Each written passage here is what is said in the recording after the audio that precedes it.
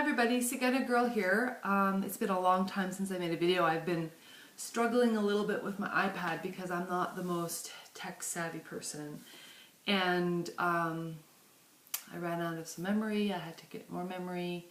Anyways, I figured out how to work the cloud. Or maybe I just let my iPad do what it does.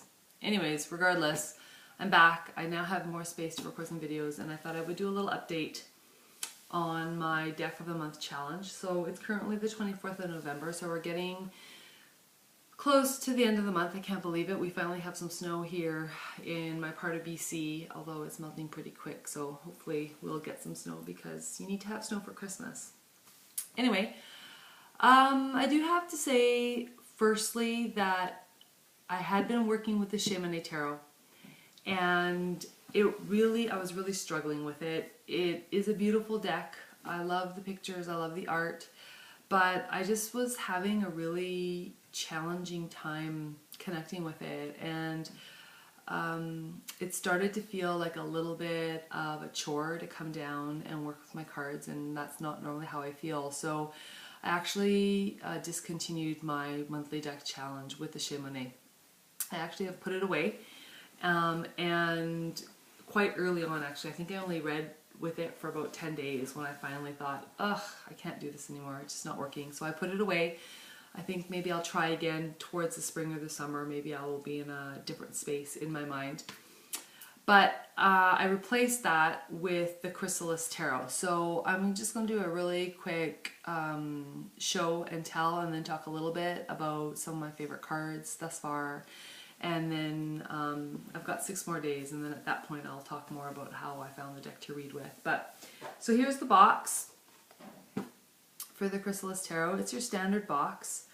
It's a little bit thicker than the ones that you would see through the Scarabeo. Okay, here's the back.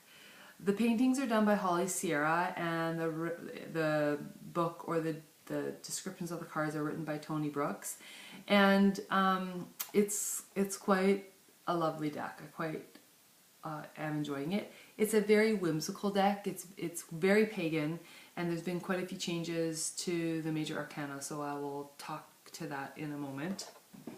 Here's what the back of the cards look like. Okay, so there's my hand. So it's not huge. It's a little bit bigger than probably the Scarabeo cards, but a decent size card. They're beautiful. Personally, the colors are vivid and bright, and they're a joy to look at, and I quite enjoy butterflies, so I like that there's butterflies on the back. And of course it is reversible. However, there are not reverse meanings in the little white book. Okay, so here's the little white book that comes with it. It is put out by US Game Systems. Okay, it's only in English, so it's all Chrysalis Tarot, different cards. It differs a little bit. It strays from the traditional Rider-Waite-Smith, both in the names of the major arcana. A lot of them have changed. Also, all of the names of the court cards have changed, although they did put in brackets and in the book what the traditional court card name is. So that's different, and I'm actually okay with that. The writing for each card is about, oh, I don't know, half page or so.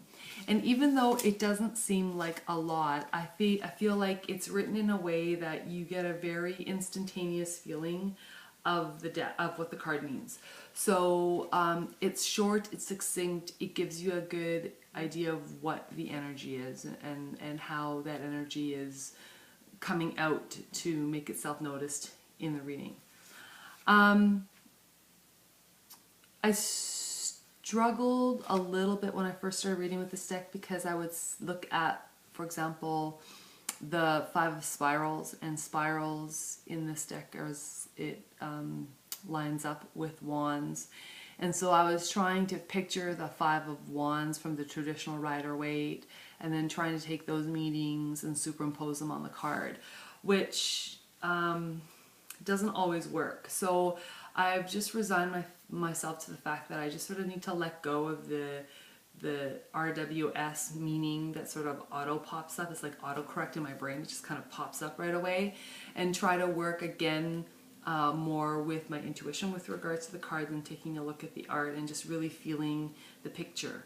Because I really feel like in this deck, the picture is very specific. Okay, it's a very specific indication of what that card means. So I might change my mind as I move on, but that's sort of how I'm feeling. And I kind of wrestled back and forth with it, but I'm okay with that. I'm starting to sort of get used to the feel and the groove of the deck, and understand a little bit more how to interpret the cards as they come up. Okay, so as I mentioned, they've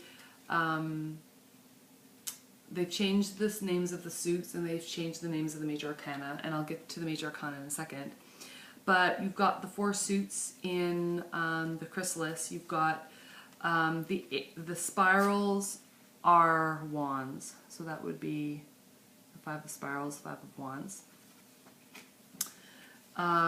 Mirrors align with cups or chalices or water, I guess, depending on what deck you're reading with. Okay.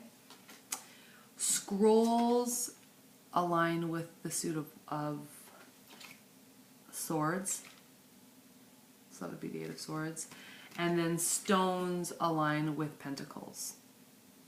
Okay, so what's interesting to me is when I started working with the cards and I started doing a little bit more reading, because like I said, I was sort of struggling a little bit at first, and when I started looking at the spirals and the scrolls in the book, it says that, and I must have skimmed over this when I was first sort of working with it, the spirals have to do with rational thought, as in planning, strategizing, inspiring, but rational ways of thinking. At least that's how I'm understanding this. If any of you have other thoughts on this, please let me know. And then the scrolls have more to do with working with your intuition and what you are intuiting within yourself, as opposed to the logical, rational perspective of the mind. Which for me was a bit of a change, because for me the sword suit was, I'd always felt like it was more about mental acuity, and so to me that always meant the logical, pragmatic, rational side of your mind, and the intuition and the creative thinking from inside of your soul, I guess, was more of the spirals. So that might just be how I'm choosing to interpret what it does say in the book, but it does say in the book that spirals are more with regards to the rational, and the scrolls are more with regards to the intuition. And I'm just going to very quickly confirm that, because that would be not good if I mess that up. So sorry, usually I'm more prepared, but okay. So okay, and even it says, so the suit of spirals I wrote in the rational thinking, it does say wands, that's the traditional suit, passion, and personal growth. Those are the highest values of the suit. And then when I went to look at the scrolls, it says swords, intuition, and clarity are what's valued most. So I don't know, I guess in my mind I just never really put intuition with the swords. I don't know, maybe it's just an aha moment for me, and I'm like, oh, okay, yeah, that works. So anyways, sorry, on and on and on. That's the one thing that I've sort of had to wrap my head around. Okay, those are the suits. So I want to show you very quickly some of the changes in the major arcana. So, and this is in no specific order. So the Hierophant becomes the divine child. Okay, so the idea of finding your own truth, following your own path, transformation. You see all the transformation animals, the frog on the bottom, the butterfly. Merlin is the fool, or in this deck, the hero. There's this little familiar, the cat. The sorceress is the high priestess, and that's actually described as Morgan Le Fay. Judgment becomes the phoenix. We've seen that changed before in other decks. I like this one. The chariot becomes Hearn the hunter. So I like that. Ariadne becomes death. The moon stays the moon, but I'm showing it to you because it's one of my favorite cards.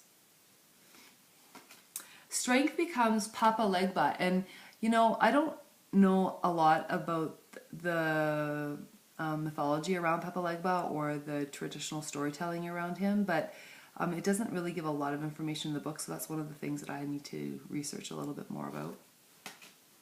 Mott is justice, which we've seen that before. I like the storyteller as the hermit. Right, so I thought that was very interesting too, taking the time. For me, that's about taking the time to figure out what my story is, to tell my own story. LP is the star. I like this one too. The Celtic owl becomes the hangman. Ravens for the magician. This is, I think, my favorite card. Kali for the tower. Love that. Gaia as the empress. I was kind of sad they changed the temperance card. Temperance tends to be my favorite card, and I mean, this is an okay representation. It's a mandala. There's the balance there. But I tend to prefer more traditional representations of temperance. Bella Rosa, I like this is the devil. Once you read the description of the devil card in the write-up, I really enjoy this depiction. Okay, and then some of the changes to the court cards is that they are described as a troupe. They're called the troupe. So different minstrels, different sages, different. Kind of reminds me of traveling circus people. I'm not sure, but that's kind of what it makes me feel like. So for example, the Knight of Mirrors becomes the dreamer. The King of Mirrors is the sojourner. The King of Stones is the minstrel.